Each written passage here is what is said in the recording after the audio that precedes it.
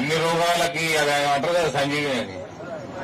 ఏందో ఏమంటారు అది సర్వరోగ నివారిణి సంజీవిని అన్నట్టు ఇటువంటి హిందూ వ్యతిరేక రోగాలన్నిటికీ నివారణ ఒకటే సంజీవిని ఏందని ప్రభుత్వం తెచ్చుకొని అప్పుడు మనం తలవారు పట్టకున్నా అవతల వాడికి ఇట్లా తలవారు పట్టుకున్నట్టు కళ్ళ కనబడుతుంది.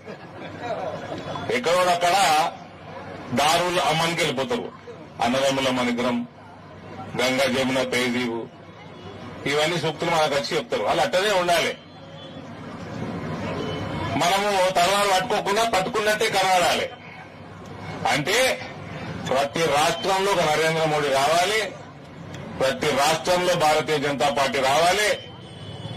తెలంగాణ కాడికెళ్లి యావత్ దేశంలో అన్ని రాష్ట్రాలలో హిందూ రాష్ట్ర స్థాపన జరగాలి. కాబట్టి ఇవన్నీ కూడా ఇవాళ మనం మీ గ్రామంలో బ్రహ్మాండమైన శివాజీ మహారాజ్ విగ్రహావిష్కరణ జరిగింది. ఈనాడు ఈ నిమిషం నుంచి కంకణం కట్టుకొని తెలంగాణలో కూడా 119లో 100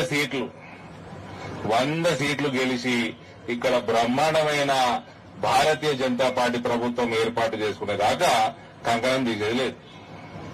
అది పెద్ద పని కూడా కాదు. మా ఇంటికెళ్ళి 2 సార్లు ప్రభుత్వాలు ఏర్పాటు చేసినాం. కాబట్టి అది చాలా ఈజీ పని. సక్రమంగా పనిచేసుకుంటే అయిపోతుంది. మొత్తం హర్యానాలో, ఢిల్లీలో, పక్కకి మహారాష్ట్రలో, ఇటు ఛత్తీస్గఢ్లో, అటు పక్కకు ఒరిస్సాలో కూడా వచ్చేసాయి. 84లో 2 ఎంపీలు ఉంటే జంగారెడ్డి గారు మన హనుమకొండకెళ్లి గుజరాత్కి వెళ్ళారు పార్టీలు. 2 ఎంపీలు ఉంటే ఇవాళ ఇంకా మన ప్రభుత్వం రాకపోవడం, ప్రతి కార్యకర్త మనం ఆలోచన చేయాలా. ప్రభుత్వం ఏర్పాటయ్యే వరకు ఇక్కడ మనం కంకణం కట్టుకోవాలా. ప్రతి హిందువు బాధ్యతగా బయటికెళ్లి ఓటేయాలా. నాకు చాలా సంతోషమైన విషయం ఏంటంటే ఈ 2 ఎమ్మెల్సీలు గెలుచుడు కాదు, ఎమ్మెల్సీ ఎన్నికలలో 71% దాకా పోలింగ్ అయింది. యావరేజ్ గా మా జిల్లా హిందూలో 74% అయింది.